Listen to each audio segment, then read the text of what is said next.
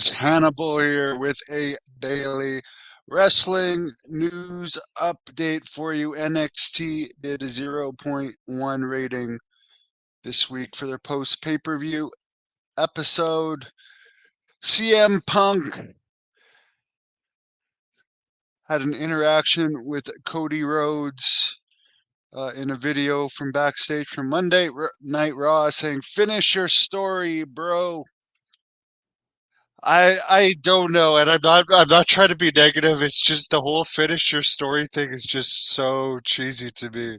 I remember when the main event at WrestleMania was the Mega Powers exploded, or the Ultimate Challenge with Hogan and the Warrior, or Hogan trying to defeat the evil Sergeant Slaughter. The finish your story, it just doesn't do it for me.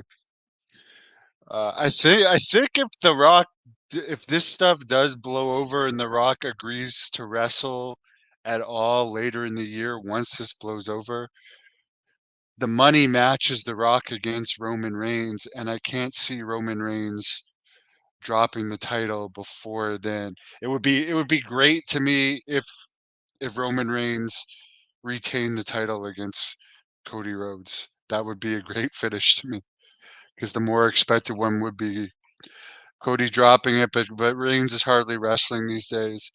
I just, as I said, Cody Rhodes is the Bob Backlund uh, of of the 2020s. He has fans, but he's lame, and he's kind of, there's more popular wrestlers. However, they're not regular wrestlers. Like The Rock is far more popular than Cody Rhodes. So is John Cena, but they're part-timers. I saw John Cena on the Logan Paul podcast, by the way, and I was very disappointed with it. I usually watch most of Logan Paul's podcasts since he is one of the top ones. You got to watch the top ones, but I really didn't like it. I thought it was very boring overall, very boring. And I'm not taking a shot at Logan Paul or John Cena there, but I mean, I have a lot of respect for John Cena, but to me, they did a very boring podcast. For the people that care about Okada, his New Japan contract has officially ended. They did take his merchandise off of Pro Wrestling Tees, but apparently he had New Japan merchandise on there, so it could have to do with that, because CM Punk still has a Pro Wrestling Tees site. So it doesn't necessarily mean he's joined AEW or not. To be honest with you, AEW is drawing really poorly now, other than the Wembley Stadium upcoming show and the Sting retirement show. Both of those are doing really well, but overall, they seem to be getting less than 2,000 sometime, maybe on average around 2,000. I don't know if all these New Japan people are actual draws. I understand he's a celebrity in Japan, so I understand why both companies would want him. But they have tried to push Nakamura really hard, and he never really got that over to me. To smart marks, he might be over, but to me, I never really got his character. I hope Okada comes and does well wherever he ends up. I think because there's so many New Japan people in AEW, he'd stand out more in WWE. By the way, I find it interesting. I can't. Well, there's only one time WWE ever did 2 years of TV tapings in a row in Ottawa, from what I remember. That was 91.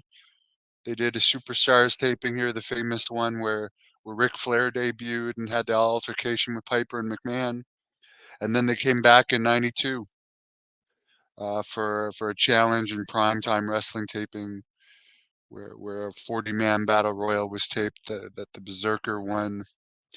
Bret Hart wrestled Shawn Michaels, the Warrior wrestled Papa Shango. Anyways, I wonder they're coming here for Raw. They came here for Raw last February, and they're coming back for Raw on July 8th. The pre-sale passcode is WWE fan.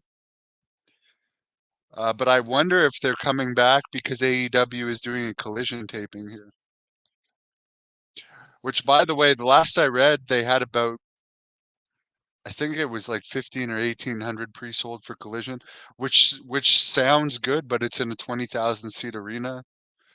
There's 5 and 10,000 seat arenas in this town they could have gone to, but they like to go to the bigger arenas, I guess, for the name value, and then curtain off almost all the arena for AEW.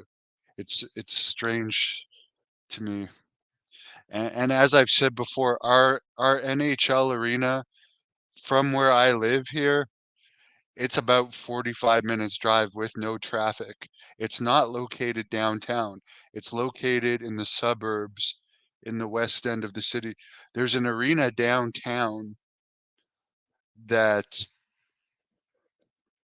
that's where I had the famous match with Abdullah that had 3,000 fans, and there was another match on that show. AJ Styles versus Christian Cage versus PCO